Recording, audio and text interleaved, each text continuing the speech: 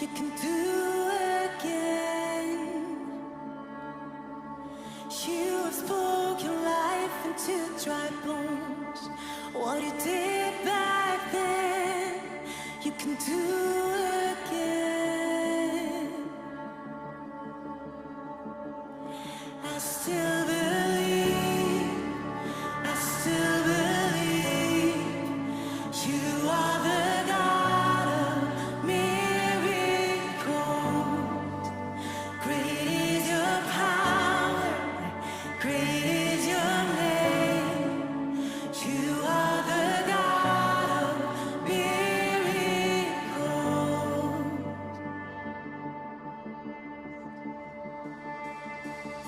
So much more than I could ever dream of.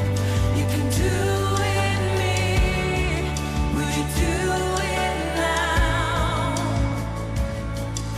Speak the word that brings me back to life. By your mighty power, will you do it now? I still believe, I still believe you are the God of miracles. Great is your power, great is your name. You are the God of miracles. And I still believe, I still believe you are the God of miracles. Great is your power, great is your name. You are the God of miracles.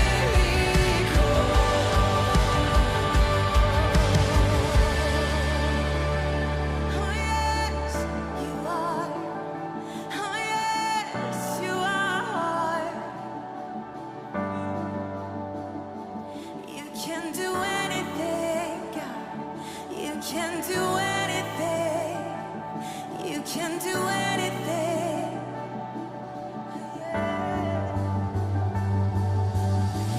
The greatest wonder of all we'll ever see has been done. You rose from the grave. You've overcome. Jesus, my victory. Your spirit living in me. You've already won. You've overcome. Herzlich willkommen bei Talk and Pray an diesem wunderbaren Dienstag Mittag. Mit mir im Studio wieder Leo und Susanne. Danke, habt ihr euch Zeit genommen, auch wieder diese Woche dabei zu sein bei Talk and Sehr Pray. gerne, Dan. Schön bist du da.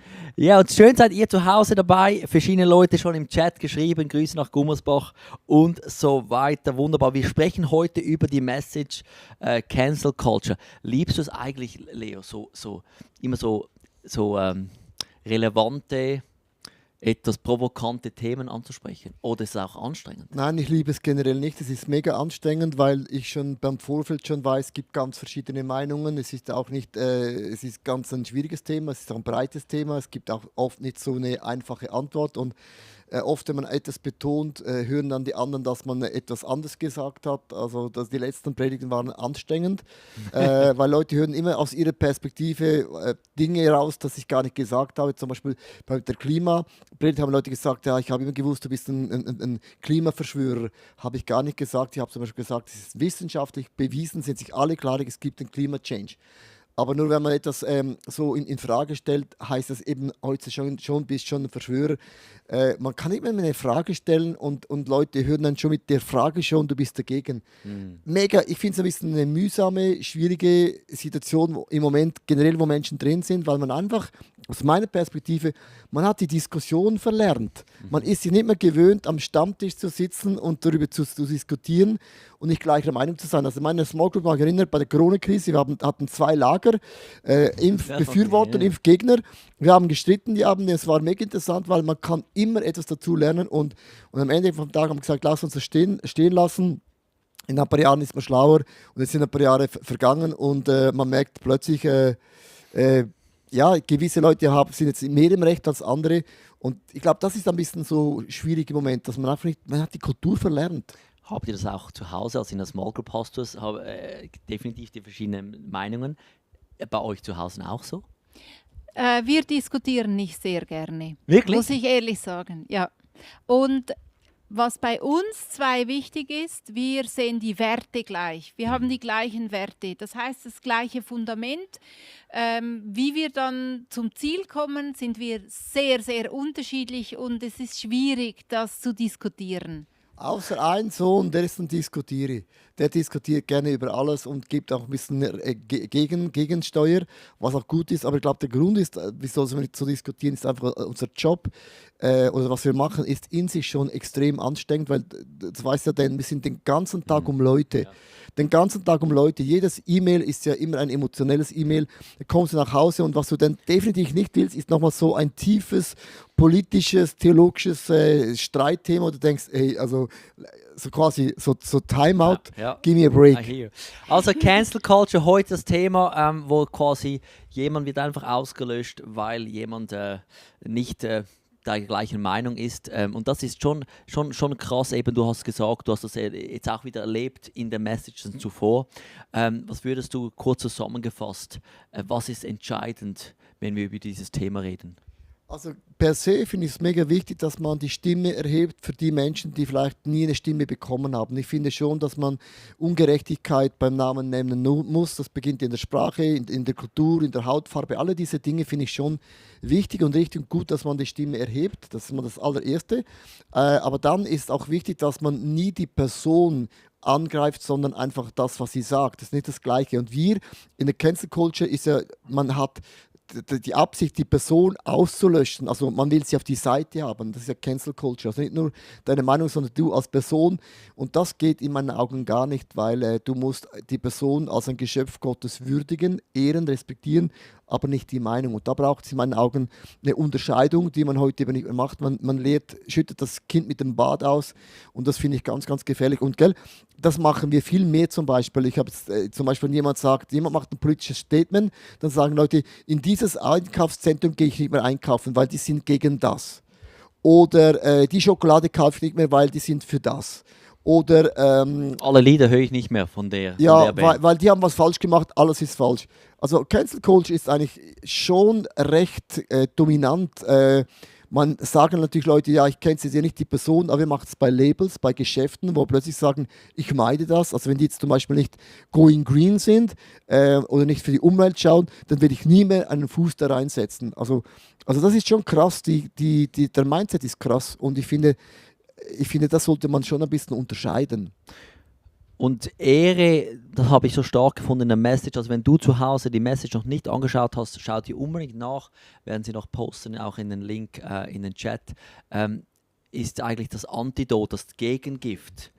Susan, ja, was löst das bei dir aus, das Thema Ehre in Bezug mit Cancel Culture?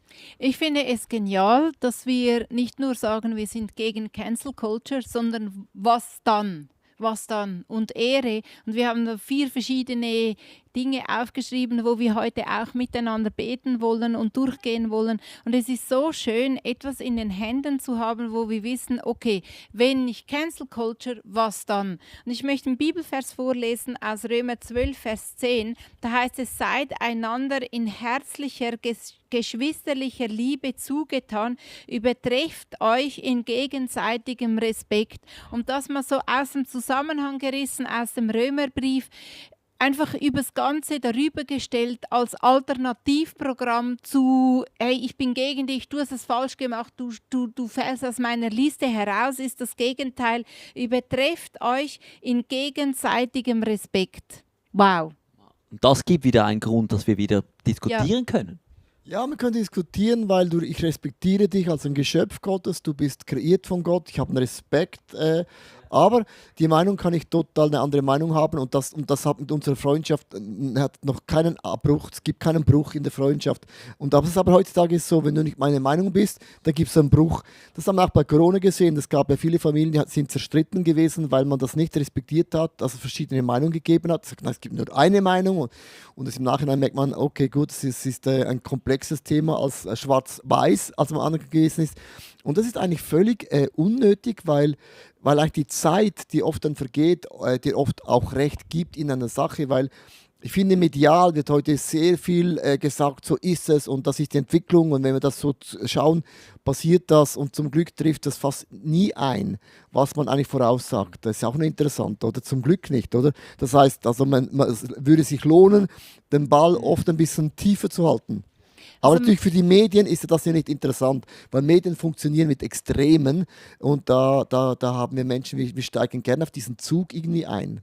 und heutzutage erlebt man ja auch oft, dass einem die Leute schon so geladen entgegenkommen und wehe, du bist dann nicht dieser Meinung. Und was ich jetzt machen möchte, ist, es steht hier geschrieben, in herzlicher und geschwisterlicher Liebe zugetan. Und da kommt mir einfach der Vers von Römer 5, Vers 5 in den Sinn, wo es heißt, die Liebe Gottes ist ausgegossen in unsere Herzen. Und lass uns doch da, wo wir sind, da, wo wir zuhören, unsere Herzen diesen Gott im Himmel entgegenstrecken. Und ich habe gehört irgendwann mal, dass so die Formulierung, wie das beschrieben ist ein ongoing Prozess. Also das ist wie wenn die Dusche die ganze Zeit läuft und dass wir von dieser Liebe gefüllt werden, jetzt in diesem Moment, das ist mein Gebet.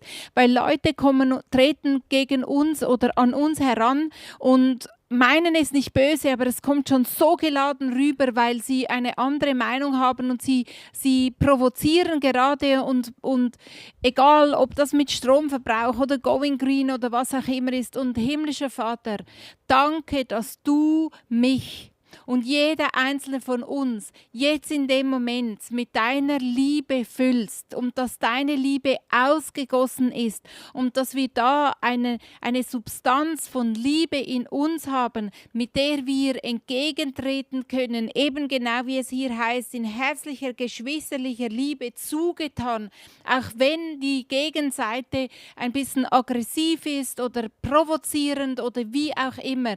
Und danke für diese Liebe, die wir in uns drin haben. Und an dieser Liebe wird die Welt erkennen, dass du Gott bist.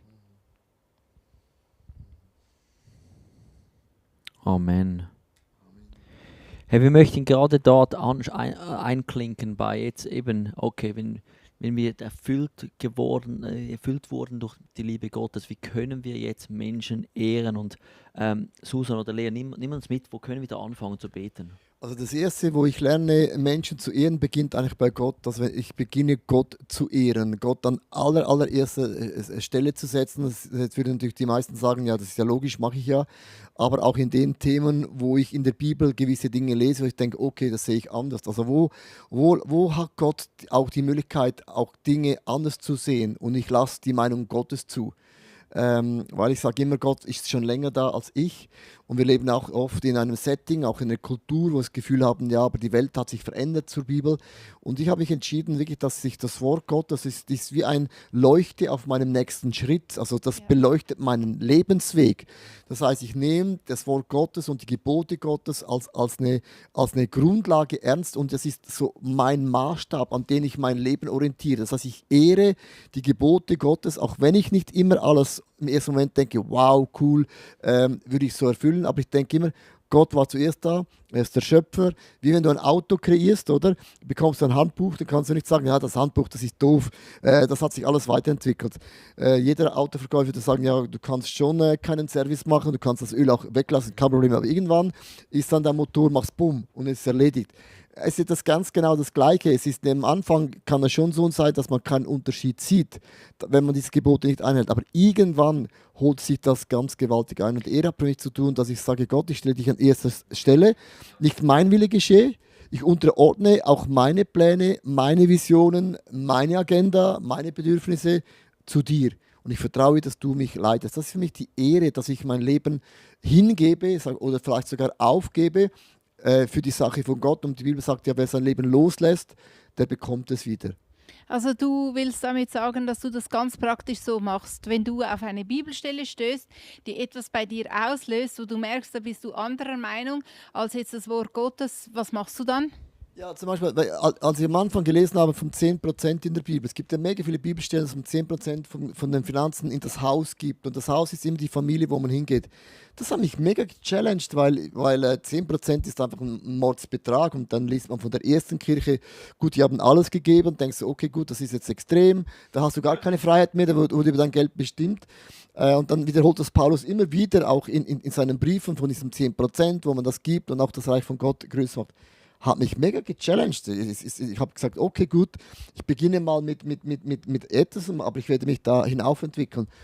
Und Jahre später, also jetzt ist das nicht mal eine theologische Frage mehr, sondern ich habe die Wunder Gottes gesehen. Du machst eine Priorität. Ich setze Gott in meinem Budget an erster Stelle. Das ist ein Statement. Also und das zum Beispiel, jetzt habe ich mich challengen lassen, ganz konkret in einem Bereich, wo ich nicht so aufgewachsen bin und das auch nicht gelehrt worden bin. Und das löst was aus, weil wenn am Ende vom Jahr ich immer den Auszug bekomme, was ich im ICF Zürich gespendet habe, dann läuft mir dann läuft mir ganz kurz mal ein Schweiß runter, weil der Betrag ist groß. Aber dann denkst du, okay, aber in all diesen Jahren hat Gott ja gesegnet. Ich finde es spannend, weil ich glaube, heutzutage haben wir ganz oft, denken wir, Ehre ist einfach, wenn ich jemand lobe. Jetzt bei Gott, ich worshipe. Aber dass eben Ehre ist, ich mache das, was er sagt. Das finde ich immer noch spannend, dass er das sagt.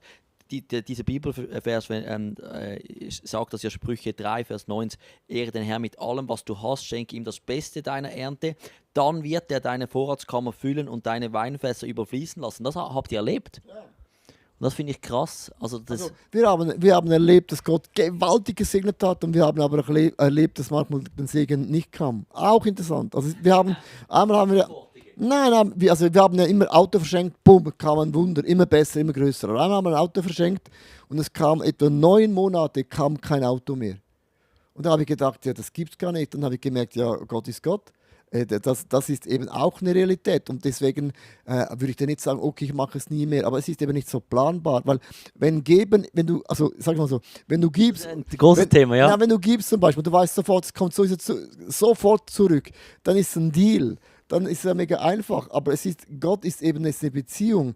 Und eine Beziehung lebt von Spannungen, von Spannungsfeldern. Und das kann man eben nicht weglösen, auflösen. Wenn man es auflöst, dann ist es eben langweilig. Dann ist es eigentlich gar kein Glaube mehr, sondern es ist, ich gebe dir, du gibst mir noch ein bisschen mehr. Und das funktioniert zum Glück nicht so. Und so bleibt auch die Freundschaft zu Gott spannend und prickelnd und begeisternd.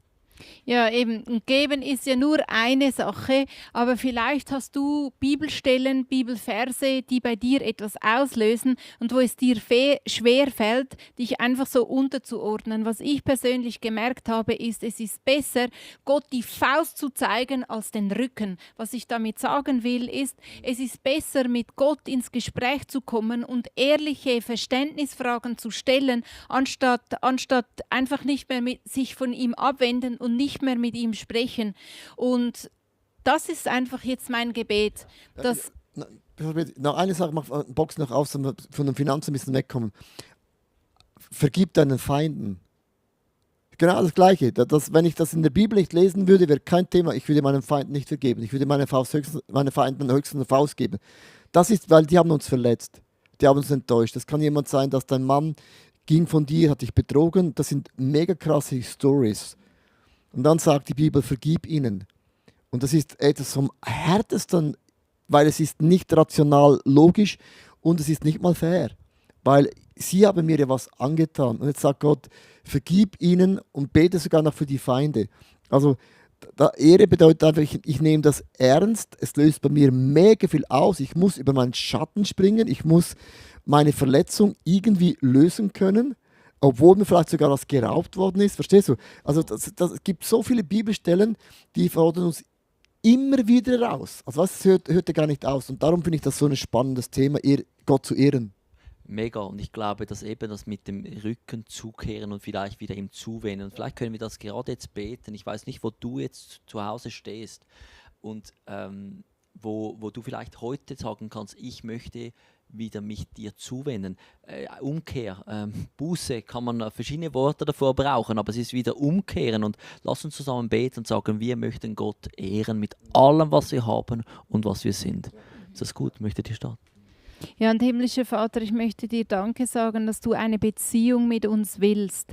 Das bedeutet ein Austausch. Ein Austausch und ein Vertrauen, das von Herzen kommt. Nicht einfach so ein Gehorsam, der von außen aufgesetzt ist, sondern du wünschst dir Vertrauen, das von Herzen kommt. Hier ist mein Herz, ich gebe es dir, aber es sind so viele Fragen oder vielleicht auch eine spezifische Frage, die ich habe und ich stelle sie nicht vorwurfsvoll, sondern ich stelle sie, damit ich Verständnis bekomme. Wie meinst du das, Gott im Himmel? Schau mal, das löst bei mir so viel aus, diese und diese Bibelstelle. Danke, Heiliger Geist, dass du uns hilfst und dass du uns in dem drin tröstest, wo wir einfach auch vielleicht mit einem Bild von Gott aufgewachsen sind, das solche Dinge gar nicht zulässt. Eine Herzensbeziehung, eine Vertrautheit, die von Herzen kommt. Hilf du, Heiliger Geist. Und hier sind unsere Herzen. Und jetzt zeig du den nächsten Schritt. Und wir glauben, dass du ein guter Gott bist. Und gerade dieses Bild, dass du ein richtender Gott bist oder dass du ein von oben herab mit dem Finger zeigender Gott bist, dieses Bild geben wir dir ab, weil es ist nicht die Wahrheit. Und ich möchte dir auch Danke sagen, dass du so einen perfekten Plan hast und du hast so eine große Weitsicht und du hast so eine große Durchsicht und du siehst jedes einzelne Detail. Und ich bin wirklich einfach dankbar, dass nicht ich dich vor meinen Karren spanne, sondern ich sage, ich will dich haben, der mich leitet und führt und prägt und beschützt und auch ermutigt in all auf meinen Wegen. Und ich möchte ganz bewusst jetzt auch das ausrufen und ich sage das als Statement, ich setze dich als Nummer 1 über jeden Lebensbereich dich hin. Du bist das Zentrum, auf das ich hinschaue und von dir führen alle Wege. Alle Wege gehen weg von dir. Man sagt ja, alle Wege führen nach Rom, aber alle Wege führen hin zu dir, aber auch alles wird von dir her geprägt. Und jeden Bereich von meiner Familie, von meinen Finanzen, von der Sexualität, von den Kindern, von der Kirche, von meinem Beruf, all das halte ich dir hin und sage, du bist das Zentrum und von da entspringt alles Göttliche. Und jemand im Chat schreibt gerade, wir legen dir, Gott, alle Verletzungen hin und bitten dich, uns neu zu machen. Ich danke dir, Gott, dass wenn wir dir Ehre geben, dir gehören, du Gutes tust in unserem Leben. Ja. Amen. Amen. So sei es. Ich finde es mega interessant, eben wenn man Gott Ehre gibt, eben natürlich in Worship, du hast gesagt, ist auch eine Form von Danksagung. Das ist schon mal der erste Schritt. Sage ich immer wieder, wenn man mal die Türe mal mit dem Schlüssel aufmacht, aber dann ist man noch nicht im Haus drin. Aber dann eben diese Facetten, dass Gott uns durch das Bibellesen oder auch das Gebetsleben eben, der fordert uns immer wieder heraus, also über den Schatten zu springen, weil es schleichen sich doch immer wieder gewisse Dinge ein. Das Leben ist leider so. Und darum sage ich eben nicht ich lese die Bibel, sondern die Bibel beginnt mein Leben zu lesen. Das ist ein ganz krasses Statement. Es beginnt mich zu spiegeln. Und das liebe ich eben dem, wenn man sagt, ich setze Gott an erster Stelle, nicht meine Gefühle, meine Erlebnisse oder meine Norm, wie ich gewisse Dinge sehe. Das sieht Gott zum Teil Sachen völlig gegenteilig. Lass uns in den zweiten Punkt gehen von Ehre, nicht nur Gott, sondern Ehre Eltern. Ist ja das ist ja schon auch, sagt Jesus selber, oder, Susan? Ja, das sagt er. Mir fällt das nicht schwer, weil ich habe sehr viel, was meine Eltern mir Gutes getan haben, Gutes mitgegeben haben, Gutes vorgelebt haben. Aber ich bin mir bewusst, dass nicht alle das genauso sehen. Und ich bin dankbar, dass du diesbezüglich eine Antwort hast, Leo. Wie Ehre dann aussieht, weil mir fällt es nicht schwer. Ich kann meine Eltern wirklich ehren und ich ehre sie. Ich gebe ihnen Gewicht für das, was sie mir getan haben und sie sind ein Vorbild in vielen, vielen Bereichen, das ich einfach übernehmen konnte und kann. Also ich habe das Vorrecht, auf der ganzen Welt zu reisen und das hat wirklich mir auch theologisch, auch persönlich sehr viel bringt es mir extrem viel, weil ich habe gemerkt, zum Beispiel für mich war das, als ich im Glauben gekommen bin, war es ein großes Challenge, also nicht meine Mutter, sondern meinen Vater zu ehren, weil es ganz verschiedene Dinge gibt, die ich nicht cool finde. Natürlich, es gibt auch viele Dinge, die hat er cool gemacht.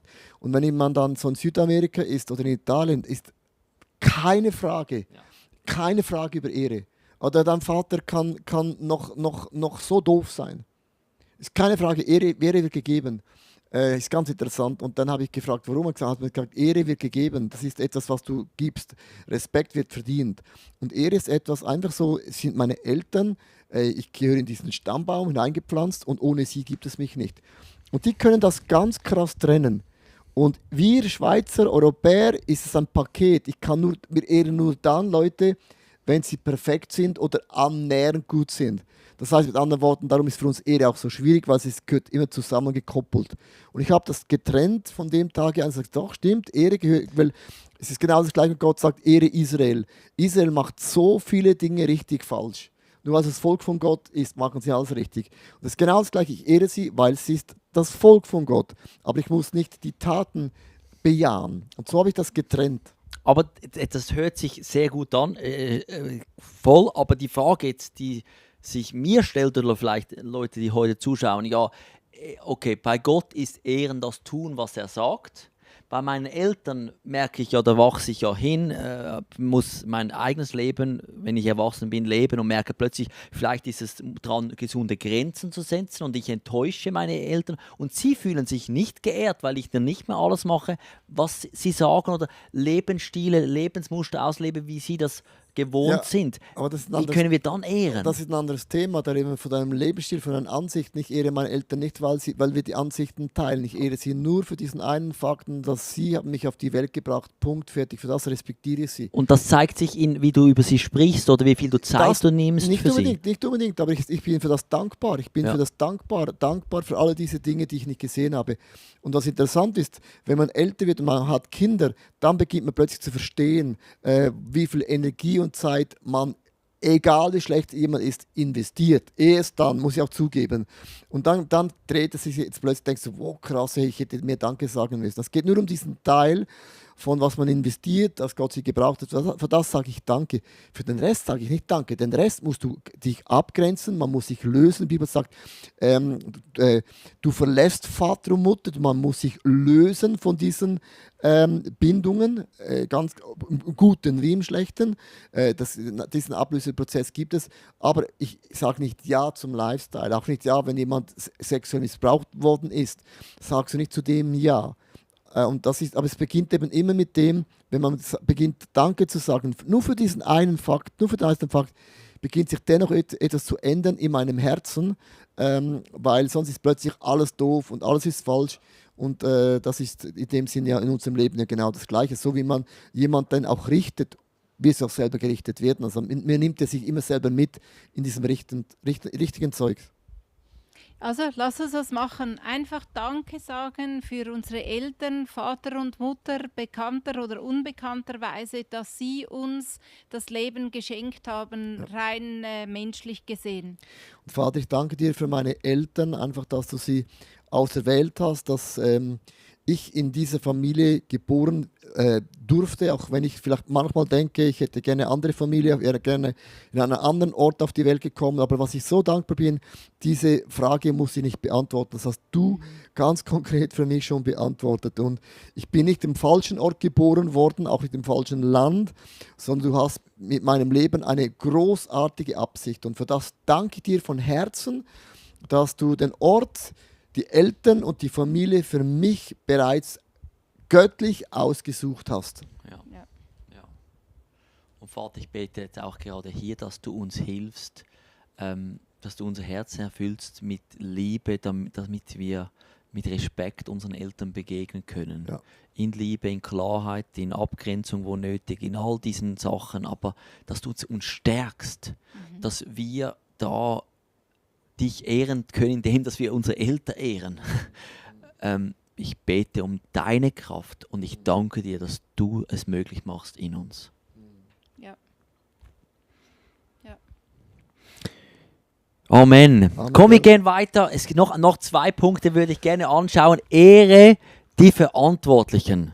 Ja, du hast ein schönes Wort gesagt vorhin gerade im Gebet, Respekt. Und da habe ich mir überlegt, es ist manchmal so schwierig, sich Ehre vorzustellen, auch in Leuten in Verantwortungspositionen. Und deswegen ist es manchmal einfacher, wenn man sich das Gegenteil vorstellt, also respektlos. Respektlos gegenüber Verantwortlichen bin ich dann in meinen Augen, wenn ich die ganze Zeit motze über die Entscheidungen, die sie treffen, über das, was man vordergründig mitbekommt und mir keine Sekunde überlegen, dass sie vielleicht mit bestem Wissen und Gewissen gehandelt haben, dass sie unter Zeitdruck waren und was alles. Also dieses Gegenteil von Respektlosigkeit zeigt mir eigentlich viel mehr auf, wie es eben nicht sein sollte. Und das wiederum hilft mir dann, was ich dann machen kann. Dann kann ich auf einmal aus tiefstem Herzen für diese verantwortlichen Personen beten und sagen, hilf ihnen bei den Entscheidungen. Sie sitzen vielleicht da und fühlen sich alleine oder fühlen sich hilflos, müssen den Kopf hinhalten für etwas, was sonst niemand den Kopf hinhält. Und dann fällt mir Beten für die Personen einfacher. Ich habe ein Bild, das mir hilft, und man sagt, bevor du nicht in den Mokassin von einem Native Americans gelaufen bist, richte nie sie oder richte nie eine Person. Und es ist immer so. Das ist schwierig, ja? Ja, weil es ist so, weil wenn du noch nie eine Firma geleitet hast, kann man schon unten sagen, ja, von alle keine Ahnung, sie haben auch keine Ahnung, wie komplex etwas ist. Es ist jede Entscheidung, die man trifft, auch wenn man zum Beispiel etwas Gutes macht für die Leute, dann beschenkst du 3 Leute und dann hast du eine Person vergessen und das ist auch wieder nicht gut. Es ist komplexer, und wenn man dann plötzlich mal selber in einer Leitungsposition ist, nur schon, wenn du ein Kind bekommst, merkst du plötzlich so, ja gut, vorher konntest du aus der Theorie raus was sagen, aus deiner Perspektive, und plötzlich verändert sich das Bild. Und mir hilft das Bild immer zu sagen, okay, eigentlich rede ich über etwas, was ich null Ahnung habe, was für die Leute bedeutet, solche Entscheidungen zu treffen. Und es ist auch nicht richtig zu sagen, ja, die machen es nur wegen Geld, das sind alles Egoisten. Da muss ich sagen, ja gut, also wenn ich mit dem Finger so auf sie zeige, dann sage ich ja, nur die in Leitungsposition sind Egoisten und alle anderen nicht. Und das stimmt schon gar nicht, weil jeder Mensch ist eigentlich ein Egoist, wo am Ende vom Tag sehr oft für sich selber schaut. Und mir hilft einfach dieses Bild zu wissen, also ich sollte nicht so schnell kritisieren, aber wenn ich kritisiere, dann ist es auch wichtig, dass ich bete, weil kritisieren ändert gar nichts. Also das ändert gar nichts, sondern es macht sogar die Atmosphäre noch negativer. Aber ja. Gebet ändert was, weil ich zu Gott bete, dass er eingreift und auch mit den Möglichkeiten von Gott ganz konkret eingreifen kann. Das hat mich persönlich da angesprochen, als du am Sonntag in der Predigt gesagt hast, eben betest du Minimum gleich viel, wie du kritisierst für die Person. Also für mich so ein guter Spiegel vor dem Auge, weil es kann ja sein, dass ich in anderer Meinung bin und in einer Position bin, wo die Meinung auch geäußert werden kann. Oft müssen wir sie nicht einmal äußern, weil es hilft gar nicht, oder? Aber dass wir Minimum beten, und diesen Vers, den spricht mich an, im 1. Timotheus 2, Vers 2 steht, bete besonders für alle, die in Regierung und Staat Verantwortung tragen, damit wir in Ruhe und Frieden leben können. Ehrfürchtig vor Gott und aufrichtig unseren Mitmenschen gegenüber. Komm, wir machen das zusammen. Ja, und himmlischer Vater, wir bringen dir unsere Regierung. Wir bringen dir Europa.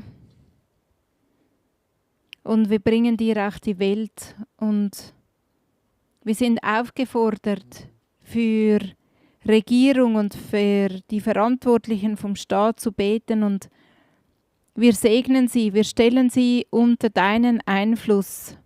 Und das ist etwas Schönes, was wir tun können im Gebet, diese Menschen unter deinen Einfluss stellen. Und wir beten, wie es heißt im 4. Mose 6, Vers 24, Herr, segne sie, die Regierungen in all diesen verschiedenen Ländern, diese zigtausenden Menschen, segne sie und behüte sie. Lasse dein Angesicht über ihnen leuchten, dass sie erleuchtet sind von dir.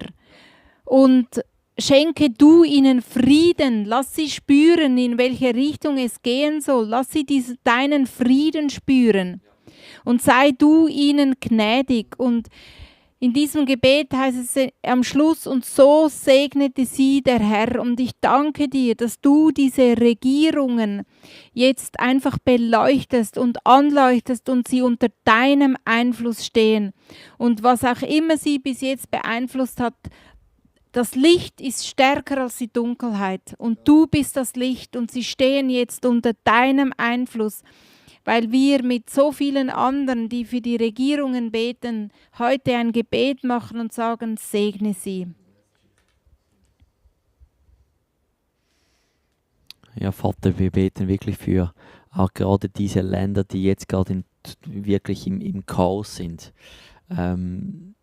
dass da wieder Ruhe reinkommt, dass göttliche Männer und Frauen mit guten Werten aufstehen.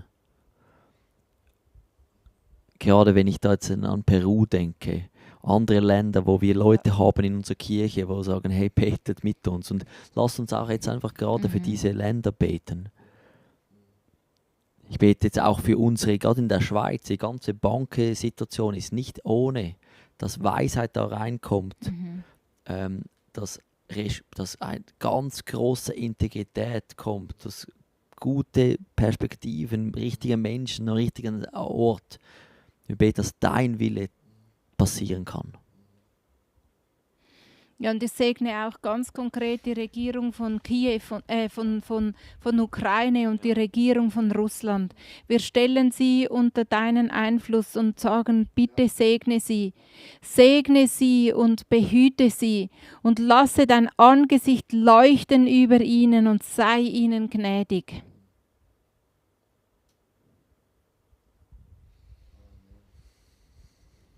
Amen. Yes.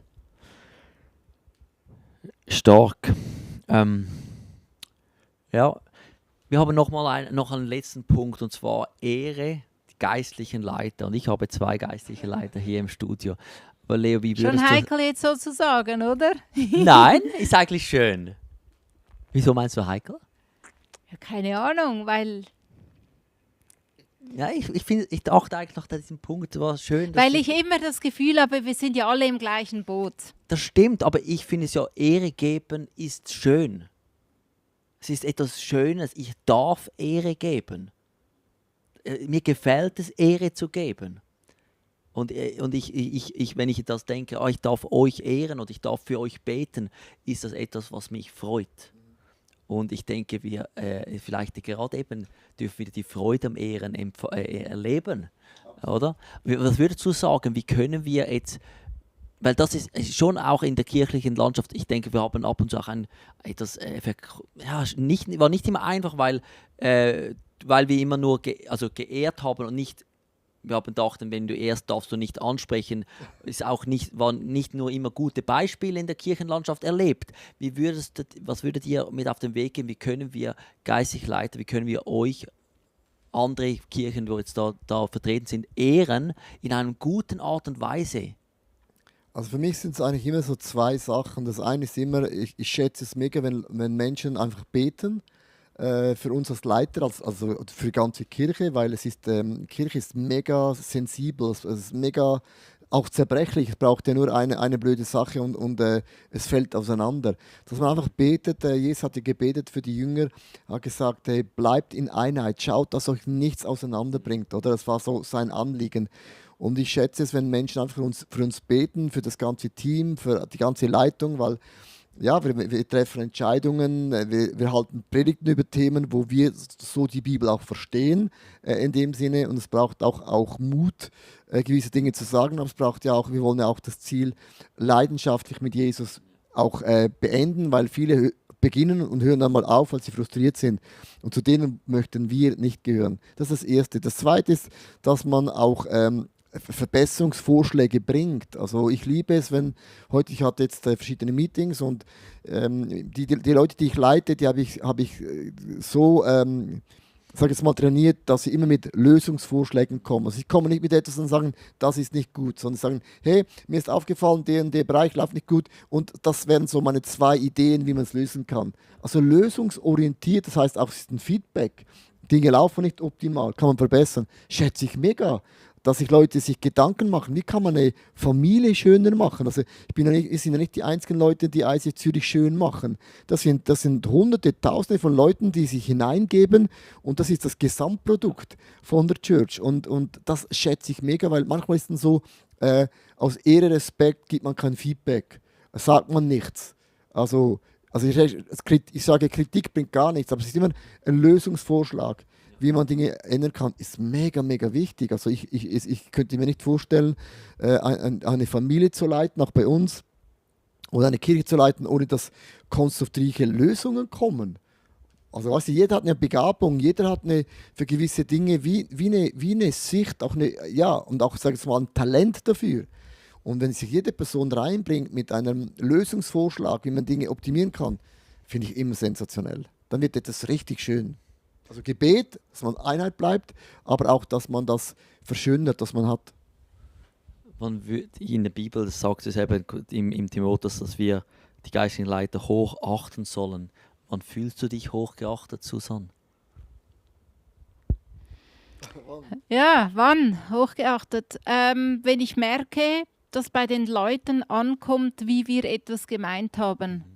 Also dann fühle ich mich motiviert. Ich habe mir noch nie Gedanken gemacht, hochgeachtet, weil das ist für mich ein schwieriger Gedanke. Eben, ich bin ein Familienmensch. Wir sind im gleichen Boot. Jeder hat einfach unterschiedliche Aufgaben bekommen. Hochgeachtet tönt dann so, ich bin irgendwo da oben. Das will ich nicht. Aber ich bin extrem motiviert, wenn ich merke, dass das Herzensanliegen für die Menschen, bei den Menschen auch so ankommt und sie das dann im Gegensatz zum Ausdruck bringen können. Also ich würde auch sagen, denn es hat auch zu tun mit der Kultur, wo man drin ist. Ich glaube, ein bisschen sagen, Ehre deine Leiter tut uns Europäer extrem gut. Das haben wir wirklich nicht drin. Ja. Dann in gewissen Ländern würde ich sagen, hey, kommt mal ein bisschen runter, gibt auch mal schön Feedback und was man optimieren kann. Nein, es gibt in Ländern, da gibst du nicht einmal ein Feedback deinem Leiter, weil dann wirst du gefeuert. Und das ist auch eine Angstkultur. Also ich glaube, die Kultur spielt eine Rolle. Darum, ich glaube, wir Schweizer haben manchmal ein bisschen Angst in dem Thema, dass man abgehoben oder stolz werden kann. Und ich sage immer, der Schweizer hat mir noch nie die Möglichkeit gegeben, dass ich stolz werden kann, ist unmöglich. In Amerika und anderen Ländern, ja, fair enough, da ist es vielleicht einfacher möglich. Aber in unserer Kultur, wo wir so direkt sind, ist das definitiv nicht die Gefahr. Und ich glaube, uns tut es gut daran, ich spreche auch von mir, dass ich Ehre gebe den Leitern, weil ich bin nicht mit dem aufgewachsen, sondern ich bin aufgewachsen mit Kritik, mit alles besser zu wissen. Das fällt mir mega einfach. Aber Ehre zu geben, für Leute zu beten, das ist jetzt das, was ich lernen muss. Komm, jetzt, liebe Leute zu Hause, lass uns doch jetzt gerade beten. Lass uns beten, vielleicht wenn du in einer anderen Kirche bist, bete für deine geistlichen Leiter in deiner Kirche. Wenn du ein Teil von ICF Church Zürich bist, dann lass uns jetzt Zeit nehmen, einfach für Lea und Susanne zu beten, für das Core-Team, einfach für sie zu segnen und auch Gott zu danken für was wir da einfach Danke sagen können. Ich lade dich ein, das zu machen. Du kannst auch in den Chat hineinschreiben, was du einfach dann so kurz Gebet genau. Yes, und ihr dürft jetzt einfach empfangen. Vater, ich danke dir so vielmals. Ich danke dir für Lea und Susanne. Ich danke dir für ihr Leben, für die Jahre, die sie schon einfach treu dir dienen. Und ich danke dir, brauchst du sie. Und ich segne euch einfach mega, dass ihr göttliche Weisheit und Kraft bekommt bis am letzten Tag. Und ich segne euch mit den besten Leuten an eurer Seite. Ich segne euch mit Gesundheit. Ich segne euch mit Klarheit, mit einem klaren Geist. Ich segne euch mit Barmherzigkeit und Kraft, mit einer tiefen Verbundenheit, auch im Core-Team. Ich segne euch mit göttlichen, frischen Ideen und mit Glauben, der einfach lebendig bleibt, über all die Jahre, mit einem weichen Herz, aber mit einer guten Schutzhülle, wo nicht alles zu tief geht.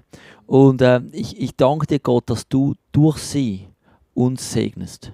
Ich danke dir, Gott, dass durch sie ganz viele Menschen gesegnet werden. Und wir danken dir, dass wir wissen, dass wir alle sind in deinen Augen wertvoll, aber du hast verschiedene Positionen gesetzt. und ich möchte dem Rechnung tragen. Und darum beten wir heute für unsere Leiter, für unsere geistlichen Leiter. Ich bete für Small Group Leiter, ich bete für Teamleiters, für unsere Teamleiters, ich bete für Community Pastoren und Department Leaders, dass sie den Lauf mit dir vollenden können, dass sie gut ihre Leute anleiten können, dass du sie bevollmächtigst, salbst mit Leiterschaftssalbung. Im Namen Jesus. Amen. Amen. Amen. Also vielen Dank, mega lieb. Amen. Hey, ja, jetzt haben wir vieles durchgemacht. Und ich glaube, vielleicht noch einen letzten Gedanke, Leo. Was ist denn der Benefit für uns, wenn wir ehren? Es ist effektiv so, die Bibel bringt den Segen ins Spiel. Also es ist so, wenn du Gott an erster Stelle setzt und nach seiner Gerechtigkeit trachtet, wird Gott uns Dinge zufallen lassen. Das heißt, Gott schaut für mich. Die Bibel sagt, wenn ich meine Eltern ehre, auf das ich ein langes Leben habe. Die Bibel sagt zum Beispiel, wenn du das Volk Gottes, Israel, ehrst, wird es dir auch besser gehen. In dem Sinne, das sind so viele, oder wenn du betest für die Regierung, dass wir ein ruhiges und friedliches Leben haben. Du kannst immer, es ist immer verbunden mit einer Zusage, mit einer Verheißung, dass die Atmosphäre für dich zu einem Guten sich wenden wird. Und das finde ich sehr, sehr cool in dem Sinne. Wie gesagt, man erhebt die Stimme da, wo man die Stimme erheben muss, aber nie auf die Person, auf die Sache. Und dann kann man eben das Ehren und auch Feedback zu geben gut trennen, weil man greift nie die Person an, man vernichtet nicht die Person, weil vernichten, das macht der Teufel. Er kann, um zu stehlen, zu töten und zu vernichten. Und wir dürfen nicht einfach Leute rauslöschen aus unserer Gesellschaft. Das ist wirklich antigöttlich. So gut. Hey, danke vielmals für diese Schlussworte. Ich danke dir zu Hause, was du heute dabei hast, mitgebeten hast.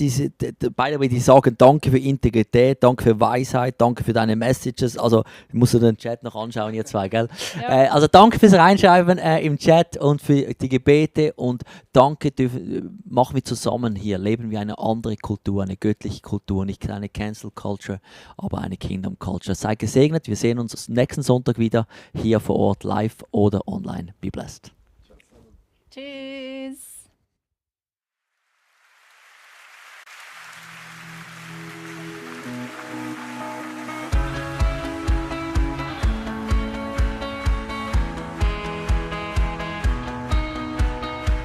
Durch das Dunkel, durch die Fragen, ja, du führst mich durch die Nacht. Deine Stimme will ich folgen, ich vertraue dir allein. Für immer hältst du mich, du lässt mich niemals los. Ja, ich vertraue auf dich, du lässt mich niemals los. Du bist ein treuer Gott, hast mich zuerst geliebt. Du bist ein treuer Gott, ich halte fest an dir für immer. Ich halte fest an dir für immer.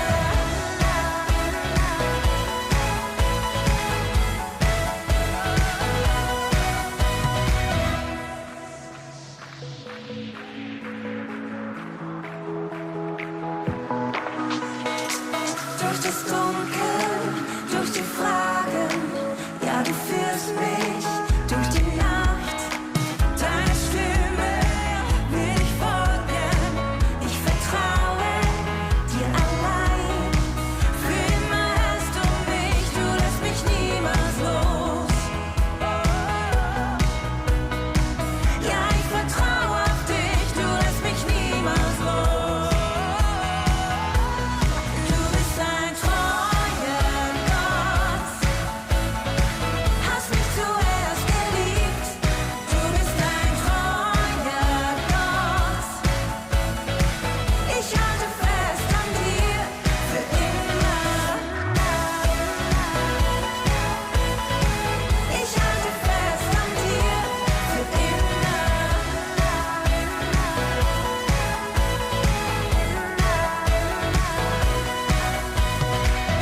Hoch und tief für immer bei dir.